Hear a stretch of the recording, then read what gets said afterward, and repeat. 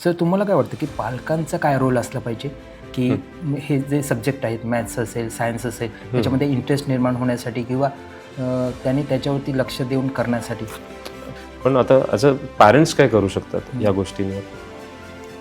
त्यासाठी पॅरेंट्सनी मुलांना टाईम देणं खूप गरजेचं आहे. बरोबर. ओके, म्हणजे मॅथ्स आणि सायन्सवर तो विषय तर साईडलाच राहिला.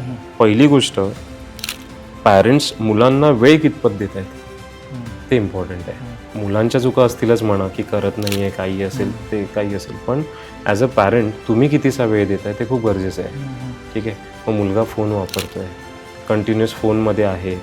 आता बोथ पॅरेंट्स आर वर्किंग, घरामध्ये एक आजी आहे, मुलाला एकच साधन एकच आहे ते फोन, आणि त्याच्याबरोबर त्याला डील करायचं आहे. मग अशा याने मुलगा काय होणार, एकटा पडणार. ओके, तो फोनमध्ये असणार. जेवढा स्क्रीन टाईम, इवन तू काय मी काय, जेवढा आपला स्क्रीन टाईम असणार ना तेवढी मुलं चिडचिडी होणार. मुलंच नाही, आपण पण. ओके, कारण आपलं एकटं राहण्याची सवय लागणार.